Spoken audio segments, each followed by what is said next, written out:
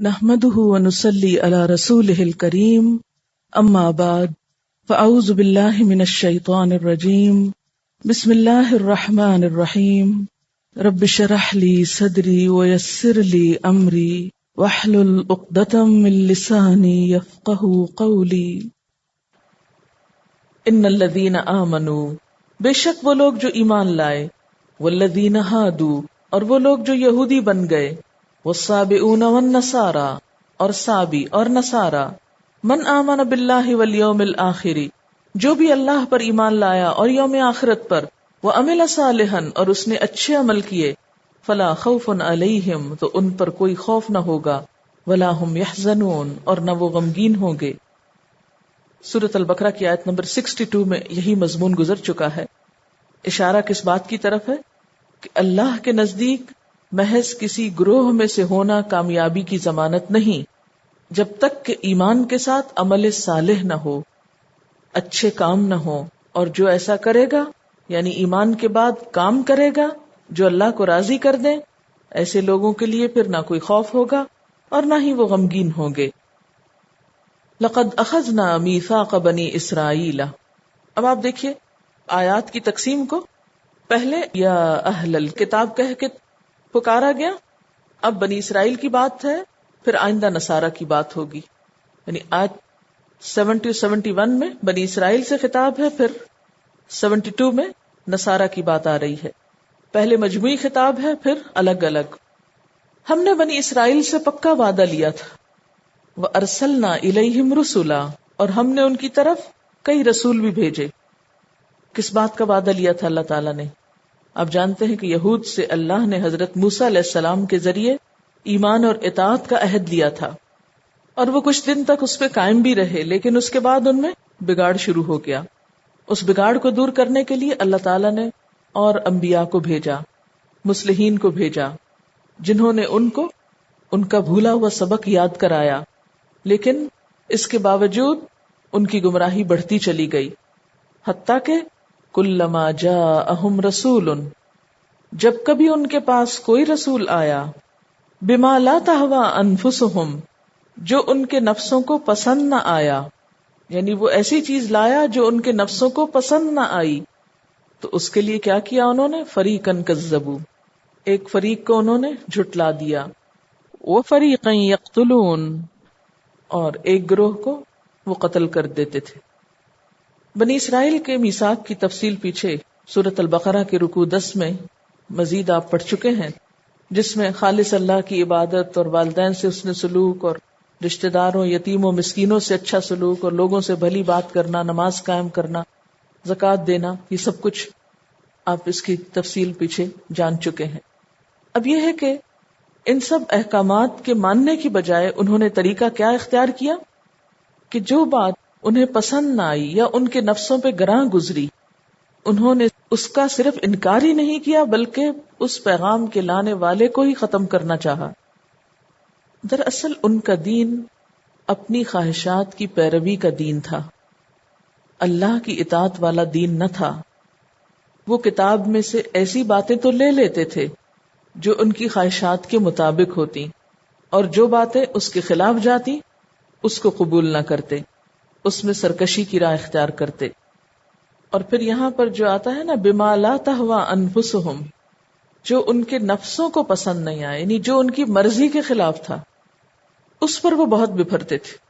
آج بھی آپ دیکھیں کہ ہم مسلمانوں کا حال کیا ہے، کہنے کو ہم اللہ، رسول، آخرت سب چیزوں کو مانتے ہیں، لیکن جو وعدہ ہم سے لیا گیا، جو کچھ ہمیں اس کتاب میں دیا گیا، وہی اگر میثاق جو بنی اسرائیل سے لیا گیا اسی کی موٹی موٹی باتیں آپ دیکھیں کہ اللہ کی عبادت، والدین سے حسن سلوک، رشتہ داروں، یتیموں، مسکینوں کا خیال، لوگوں سے اچھی بات کرنا، نماز، زکوٰۃ، ہم میں سے کتنے لوگ ہیں جو ان چیزوں کی پابندی کرتے ہیں؟ اور اگر کوئی مبلغ آئے، کوئی مصلح آئے اور لوگوں کو ان حقوق کے، یعنی حقوق اللہ اور حقوق العباد کی ادائیگی کے لیے نصیحت کرے یا تلقین کرے، تو لوگوں کو اس کی بات پسند نہیں آتی، کیونکہ وہ اپنے ایک تخیلاتی دین میں جی رہے ہیں، انہوں نے نجات کے سستے نسخے تلاش کر رکھے ہیں، اس لیے وہ پیغام پہنچانے والے ہی کو جھٹلا دیتے ہیں اور بسا اوقات قتل تک کر ڈالتے ہیں۔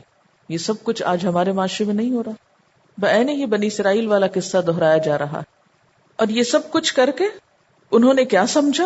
وحسبوا، یعنی اتنے احمق تھے، بہت سخت لفظ ہے احمق، لیکن غلط کام کرنے کے باوجود بھی خوش فہمی کا شکار رہتے. وحسبوا اللہ تکون فتنۃ، وہ سمجھتے تھے کچھ بھی فتنہ نہیں ہوگا، کوئی آزمائش ہم پہ نہیں آئے گی، ہماری کوئی پوچھ نہیں ہوگی، ہم سب ٹھیک کر رہے ہیں.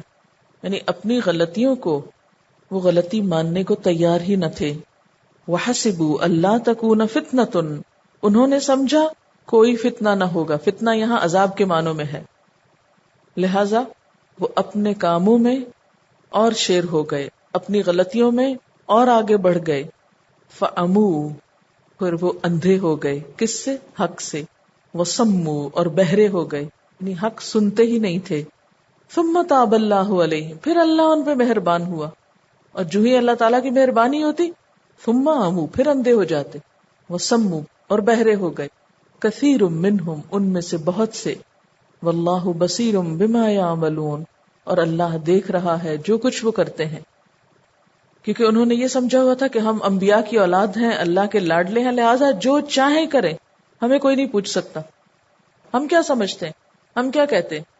ہم حضور صلی اللہ علیہ وسلم کی امت میں سے ہیں، اس لیے آپ کے امتی ہونے کی حیثیت سے ہمیں بھی کھلی چھٹی ملی ہوئی، ہم جو چاہیں کریں، ہمیں کوئی پوچھ نہیں سکتا. تو اس عقیدے کے بگاڑ نے انہیں جرائم پہ شیر کر دیا تھا. لیکن اللہ تعالیٰ نے پھر ان کے ساتھ کیا کیا؟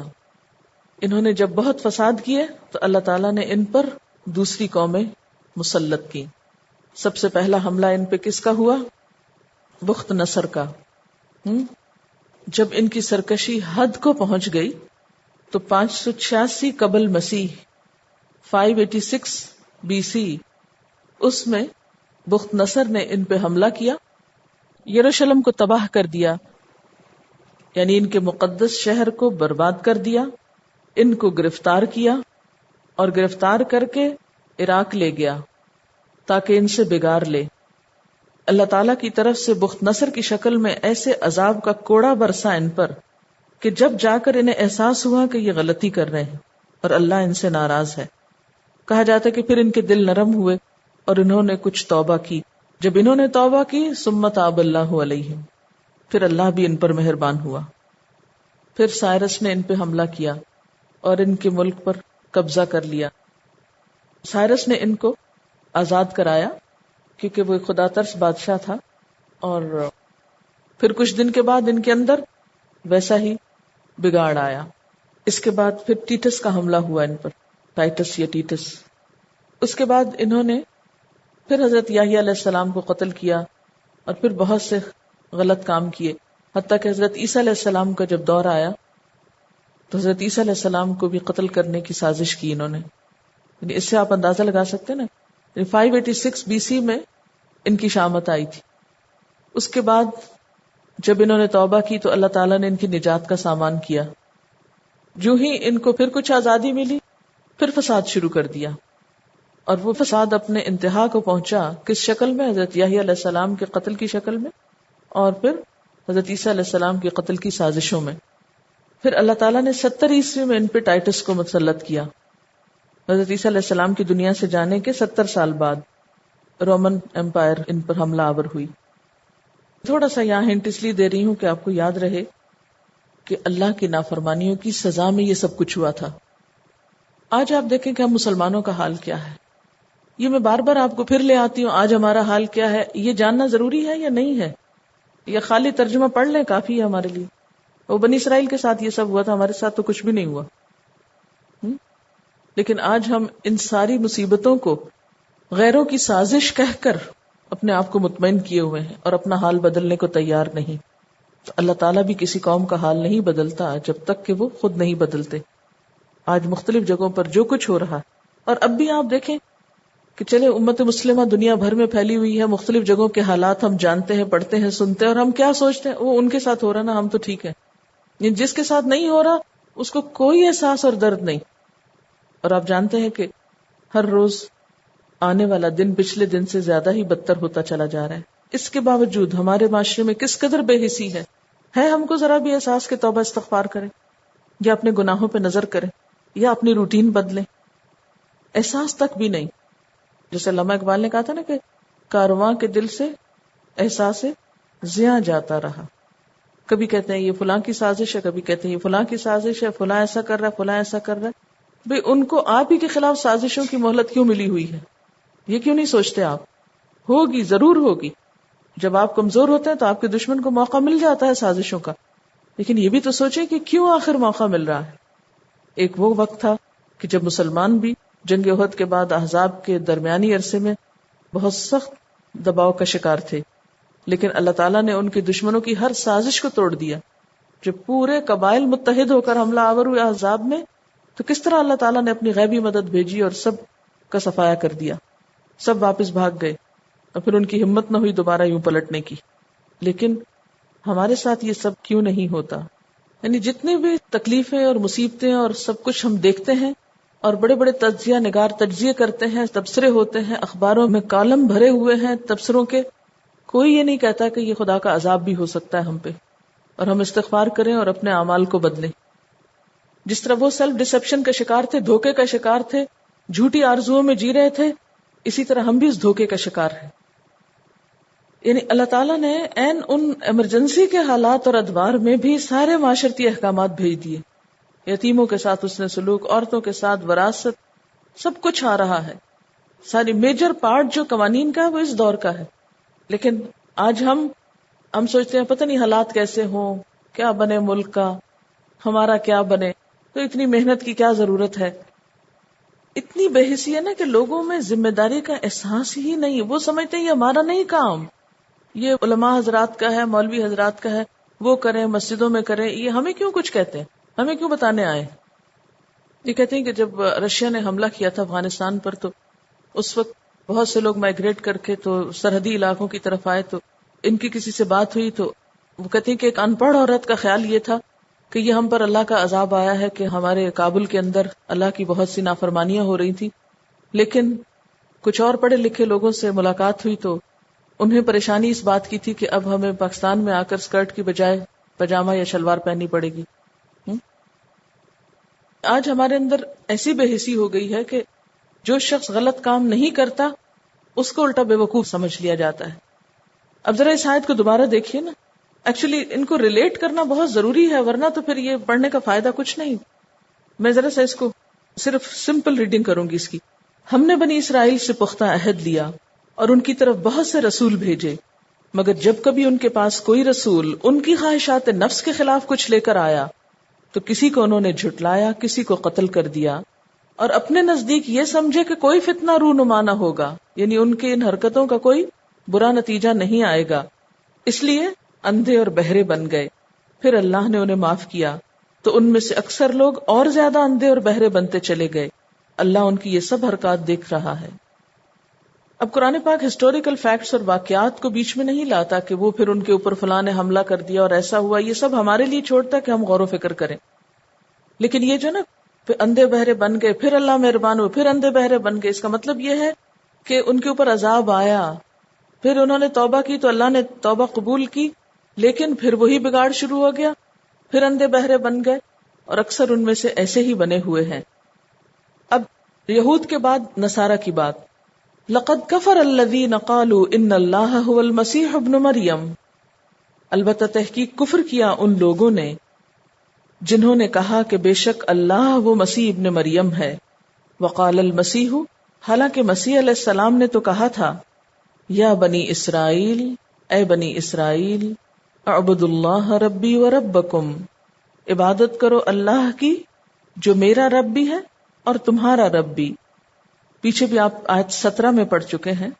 لقد کفر الذین قالوا ان اللہ هو المسیح ابن مریم قل فمن یملک من اللہ شیئا ان اراد ان یہلک المسیح ابن مریم وامہ ومن فی الارض جمیعا وللہ ملک السماوات والارض وما بینہما یخلق ما یشاء واللہ علی کل شیء قدیر. اور یہاں پر کیا فرمایا کہ ان لوگوں نے کفر کیا جنہوں نے کہا کہ اللہ وہ مسیح ابن مریم ہے، حالانکہ مسیح ابن مریم نے اپنی زبان سے کہا تھا کہ اے بنی اسرائیل اللہ کی عبادت کرو، وہ میرا بھی رب ہے اور تمہارا بھی رب ہے. یعنی مسیح علیہ السلام کی تعلیم میں ایسی کوئی بات نہیں تھی. انہوں نے لوگوں کو اللہ ہی کی طرف عبادت کی دعوت دی تھی، لیکن لوگوں نے ان کی تعلیم کو بگاڑ کر کچھ سے کچھ کر دیا. آپ کو معلوم ہے کہ حضرت عیسیٰ علیہ السلام نے پنگھوڑے میں کیا کہا تھا؟ سورۃ مریم میں آتا ہے انی عبد اللہ، میں اللہ کا بندہ ہوں، آتانی الکتاب وجعلنی نبیا، مجھے کتاب دی اور مجھ کو نبی بنایا. اب ایک شخص بیک وقت نبی اور خدا کیسے ہو سکتا ہے؟ یہ تو دو مختلف کام ہے نا. تو جو پیغمبر ہے وہ اپنی زبان سے خود کہہ رہے ہیں کہ میں پیغمبر ہوں، میں رسول بنا کے بھیجا گیا ہوں، تم اللہ کی عبادت کرو، اور ان کی واضح تعلیمات کے باوجود لوگوں نے انہی کے اوپر غلط الزام لگا دیے. ماں کی گود میں بھی انہوں نے یہی کہا تھا. سورۃ مریم کی آیت 36 میں آتا ہے وَإِنَّ اللَّهَ رَبِّي وَرَبُّكُمْ فَاعْبُدُوهُ هَذَا صِرَاطٌ مُسْتَقِيمٌ، اور بے شک اللہ ہی میرا رب اور تمہارا رب ہے، اسی کی عبادت کرو، یہ سیدھا راستہ ہے. پھر نبوت کے بعد بھی انہوں نے یہی کہا تھا. سورۃ آل عمران آیت 51 میں إِنَّ اللَّهَ رَبِّي وَرَبُّكُمْ فَاعْبُدُوهُ هَذَا صِرَاطٌ مُسْتَقِيمٌ، بے شک اللہ ہی میرا اور تمہارا رب ہے، اسی کی عبادت کرو، یہ سیدھا راستہ ہے. یعنی پنگھوڑے میں، ماں کی گود میں، پیغمبری کے بعد ہر موقع پر ایک ہی بات کہی، لیکن افسوس کہ انہی کی بات کو بدل دیا گیا. اور یہ بھی آپ پڑھ چکے ہیں کہ قیامت کے قریب جب دوبارہ آئیں گے تو پھر یہی تعلیم دیں گے. انہوں نے خود کو کبھی بھی خدا نہیں کہا.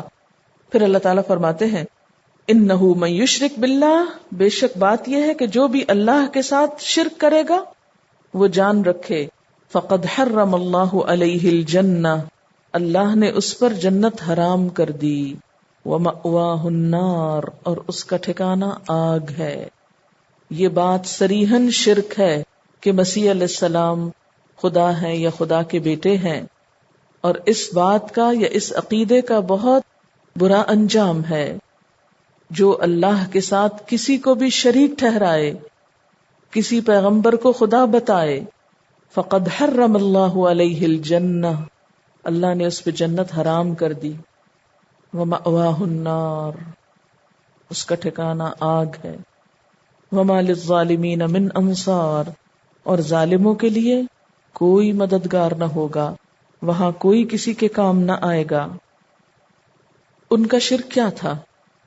پیچھے آپ غلو میں اچھی طرح پڑھ چکے ہیں، آگے بھی پھر آ رہا ہے غلو کی بات، لیکن یہاں شرک کا بھیانک انجام یاد رکھنے کی ضرورت ہے، کیونکہ یہ انجام یاد ہوگا تو ہی شرک سے اجتناب ہو سکے گا.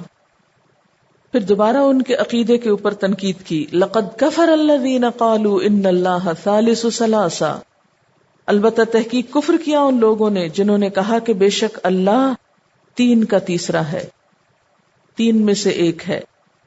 وما من الہ الا الہ واحد، اور نہیں کوئی الہ مگر ایک ہی الہ ہے.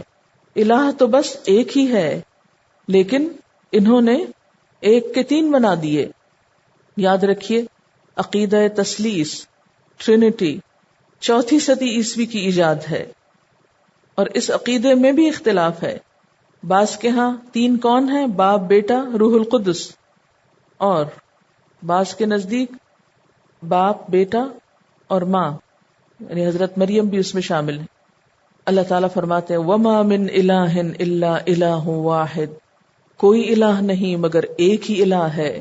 وَإِن لَّمْ يَنْتَهُوا، اور اگر وہ باز نہ آئے، وہ نہ رکے، اما یقولون، اس سے جو کچھ وہ کہہ رہے ہیں، یعنی اپنے اس قول سے باز نہ آئے تو کیا ہوگا؟ لَيَمَسَّنَّ الَّذِينَ كَفَرُوا مِنْهُمْ عَذَابٌ أَلِيمٌ، تو ان میں سے جس جس نے کفر کیا اس کو دردناک سزا دی جائے گی، یعنی وہ اپنے انجام کو پہنچ کر رہے گا. پھر اللہ تعالیٰ دعوت دے رہے ہیں کہ توبہ کر لیں. افلا یتوبون الی اللہ، کیا بھلا یہ لوگ اللہ سے توبہ نہ کریں گے؟ کیا یہ اپنے اس عقیدے سے باز نہ آئیں گے، واپس نہ پلٹیں گے؟ وَيَسْتَغْفِرُونَهُ، اور اس سے معافی نہ مانگیں گے؟ واللہ غفور الرحیم، اور اللہ غفور الرحیم ہے. یعنی جو واپس آ جائے گا، پلٹ آئے گا، استغفار کرے گا، اللہ اس کو معاف کر دے گا. مل مسیح ابن مریم الا رسول، مسیح ابن مریم تو بس ایک رسول ہیں. یعنی عیسیٰ علیہ السلام کی اصل حیثیت کیا ہے؟ نہ ابن اللہ اور نہ اللہ، بلکہ رسول اللہ. قد خلت من قبلہ الرسل، آپ سے پہلے کئی رسول گزر چکے. وَأُمُّهُ صِدِّيقَةٌ، اور ان کی ماں ایک سچی عورت تھی. اچھا آپ سے پہلے کئی رسول گزر چکے، یعنی وہ سب بھی تو رسول ہی تھے اور رسول رہے، ان میں سے کسی نے بھی خدائی کا دعویٰ نہیں کیا اور نہ لوگوں نے ان کو خدا بنایا. پھر عیسیٰ علیہ السلام بھی اگر رسول بن کر آئے تو ان کو خدا بنانے کا جواز کہاں سے مل گیا تم کو؟ وہ رسول ہی تھے. وَأُمُّهُ صِدِّيقَةٌ، اور ان کی ماں ایک سچی عورت تھی، صدیقہ تھی. صدیقہ کا لفظ صاد دال قاف سے ہے. صدیق انتہائی سچے اور راست باز انسان کو کہتے ہیں. یعنی ان کی والدہ بہت نیک عورت، بہت اطاعت گزار، فرما بردار تھی. اور پیچھے آپ پڑھ چکے ہیں کہ ان کی نبوت میں اختلاف ہے. بعض نے صدیقہ کا معنی ولیہ کیا ہے، یعنی ولی اللہ تھی، عابدہ اور زاہدہ خاتون تھی. اور بعض نے کیا کہا کہ نبوت کے درجے کو بھی پہنچی تھی. بہرحال یہ ایک اختلافی مسئلہ ہے. یہاں اللہ تعالیٰ فرما رہے ہیں کہ وہ خدا نہ تھیں، وہ ایک راست باز عورت تھیں. کانا، یہ دونوں ماں بیٹا، یا کلان الطعام، دونوں کھانا کھاتے تھے. اور کھانا کھانا ایک ضرورت ہے، ایک حاجت ہے. تو جو حاجت مند ہو، ضرورت مند ہو، جو خود کمزور ہو، وہ خدا کیسے ہو سکتا ہے؟ خدا تو وہی ہو سکتا ہے جسے نہ کھانے کی ضرورت ہو، نہ پینے کی، جسے نہ نیند آئے نہ اونگ آئے. لیکن ان کا حال کیا تھا؟ کانا یاکلان الطعام، وہ دونوں کھانا کھاتے تھے. اچھا، کھانا کھانے کی بات کیوں کی گئی؟ اور یہ کیوں نہیں کہا وہ دونوں کپڑے پہنتے تھے؟ یہ کیوں کہا گیا وہ دونوں کھانا کھاتے تھے؟ کیونکہ کھانے کی بھوک ہر تھوڑی دیر بعد انسان کو ہوتی ہے، اور انسان کو اگر کھانا نہ ملے تو وہ زندہ ہی نہیں رہ سکتا. کچھ مخصوص عرصے تک اگر انسان کو کچھ کھانے کو نہ ملے تو وہ سروائیو نہیں کر سکتا. پھر آپ دیکھیے کہ کھانے کے آفٹر ایفیکٹس کیا ہوتے ہیں.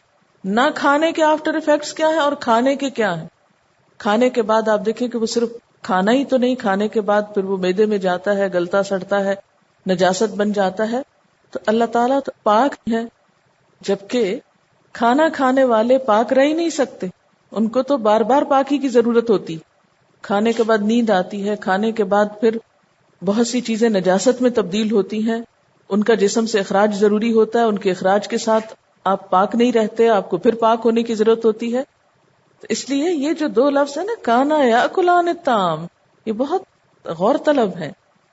یعنی اس پہ اگر آپ اور اپنی طرف سے بھی تھوڑا سوچیں تو یہ کھانا کھانا خدائی کی نفی ہے، کیونکہ اللہ تعالیٰ کے ساتھ تو تقدس اور پاکیزگی اور ان سب چیزوں کے تصورات وابستہ ہیں. القدوس کہا جاتا ہے اس کو. انظر، دیکھو تو صحیح، کیف نبین لہم الآیات، کس طرح ہم ان کے سامنے حقیقت کی نشانیاں واضح کر رہے ہیں. ثم انظر، پھر دیکھو، انا یؤفکون، کہاں سے پھیر لیے جاتے ہیں، کہاں سے اچک لیے جاتے ہیں، کہاں سے الٹے ہو جاتے ہیں. بات یہ ہے کہ اللہ تعالیٰ نے حضرت عیسیٰ علیہ السلام کو کچھ معجزات دیے تھے، اور یہ معجزے اس لیے تھے کہ لوگ آپ کو بحیثیت پیغمبر کے پہچانے اور آپ پر ایمان لائیں. لیکن لوگوں نے اس کا الٹا مطلب لیا. ان کے معجزات دیکھ کر یہ عقیدہ قائم کر لیا کہ آپ کے اندر خدا حلول کیے ہوئے ہیں، یعنی اللہ تعالیٰ کی ہستی آپ کے اندر اتری ہوئی. اور یہود نے الٹا کیا کیا کہ آپ تو ایک شعبدہ باز ہیں، جادوگر ہیں. اب آپ دیکھیں کہ وہ معجزات جو آپ کی نبوت کی تصدیق کے لیے تھے، انہی معجزات سے آپ کو خدا مان لیا گیا. لیکن بات یہ ہے کہ صرف چند معجزات کی وجہ سے کوئی خدا نہیں بن سکتا جب تک وہ اپنی احتیاجات سے باہر نہ نکلے، اور وہ حاجات سب ان کو لاحق تھیں. یعنی یہ عقل رکھتے ہوئے بھی، سمجھ رکھتے ہوئے بھی کہاں سے پلٹ جاتے ہیں.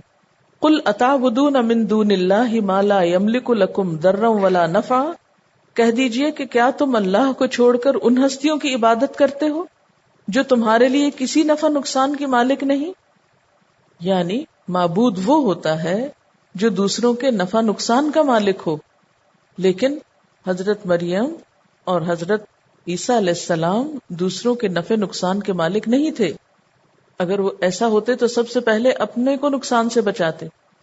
جب ان کے خلاف سازشیں ہو رہی تھی اور بالآخر اللہ نے ان کو اوپر اٹھایا، تو اگر وہ خود بھی خدا ہوتے تو ان ساری سازشوں کا خود مقابلہ کر لیتے. واللہ هو السمیع العلیم، اور اللہ وہ سننے والا ہے، جاننے والا ہے. اس میں آپ دیکھیے کہ انسان جب بھی کسی کو بڑی ہستی سمجھتا ہے نا، جس سے عقیدت وابستہ کرتا ہے اپنی، پھر اس پہ بہت بھروسہ کرنے لگتا ہے، پھر اس کے بارے میں یہ سوچنے لگتا ہے کہ یہ میرے کسی کام آئے گا، یہ میری مدد کرے گا. جبکہ یہاں پر کیا فرمایا گیا کہ کوئی تمہارے کام نہیں آ سکتا. اگر خدا پکڑنا چاہے تو ان میں سے کوئی تمہیں نقصان سے بچا نہیں سکتا اور کوئی تمہیں فائدہ پہنچا نہیں سکتا. وآخر دعوانا ان الحمد للہ رب العالمین. سبحانک اللہم و بحمدک نشہد ان لا الہ الا انت نستغفرک و نتوب الیک. والسلام علیکم و رحمۃ اللہ وبرکاتہ.